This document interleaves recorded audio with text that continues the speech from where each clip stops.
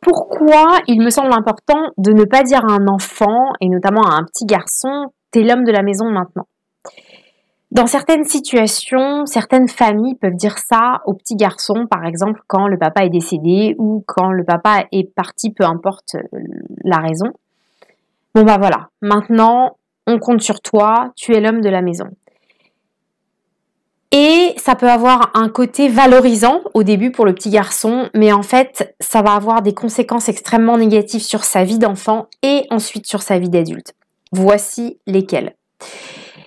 Déjà, sur sa vie d'enfant, un enfant à qui on dit tu es l'homme de la maison, mais c'est la même chose, tu es la femme de la maison, mais souvent on dit quand même plus t'es l'homme de la maison. Cet enfant va s'oublier. Cet enfant va arrêter de vivre dans l'insouciance de l'enfance parce qu'il a des grosses responsabilités sur les épaules, parce qu'il doit jouer son rôle, qui n'est pas le sien, d'un des adultes de la maison. En fait, dire à un enfant tu es l'homme de la maison ou la femme de la maison à une petite fille, c'est comme si vous lui mettiez un poids énorme sur les épaules pour grandir. Donc imaginez si ce poids était physique, eh bien si ce poids est trop lourd, eh bien il grandirait avec des problèmes d'articulation, peut-être avec le dos tout courbé. Eh bien là c'est la même chose mais à l'intérieur de lui.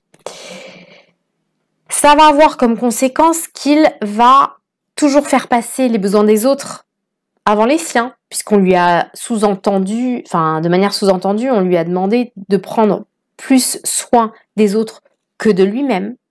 Donc il va donner une place plus importante aux émotions de ses frères et sœurs, aux émotions de sa mère, et donc il va lui taire ses émotions, taire ses besoins, donc ça va avoir le point négatif qu'il ne va pas chercher à les satisfaire, il va tout le temps faire passer les autres avant lui, et donc ça, c'est une catastrophe pour sa vie d'enfant, mais aussi pour sa vie d'adulte, puisque quand il sera grand, il va continuer avec ce fonctionnement de faire passer les autres avant lui.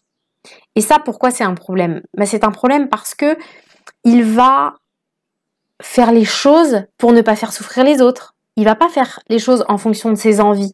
Donc, encore plus si son père est mort, par exemple, et qu'on lui a dit, maintenant t'es l'homme de la maison, tu vas devoir prendre soin de ta mère.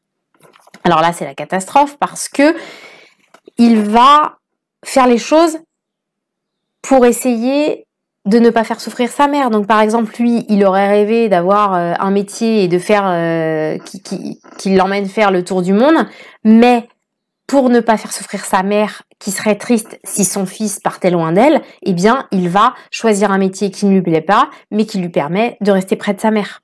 D'accord? Donc ça veut dire qu'il peut vraiment se sacrifier pour les autres. Et ça va avoir comme conséquence dramatique qu'il peut se rendre malheureux pour essayer de ne pas faire souffrir les autres. Il peut, si un jour il est marié, décider de rester avec sa femme, de ne pas divorcer même s'il est super malheureux, pour ne pas lui faire de la peine. Ou au quotidien, il ne va pas écouter ses besoins pour qu'elle soit heureuse. Mais en fait, c'est un faux bonheur. Et sa femme, forcément, sera peut-être heureuse superficiellement, mais dans le fond d'elle, elle va sentir que son mari à côté d'elle, il est malheureux. D'accord? Puisque un vrai bonheur, c'est un bonheur partagé. Un vrai bonheur ne peut pas être aux dépens de quelqu'un d'autre. C'est pas un vrai bonheur, ça. Donc voilà les conséquences que ça peut avoir.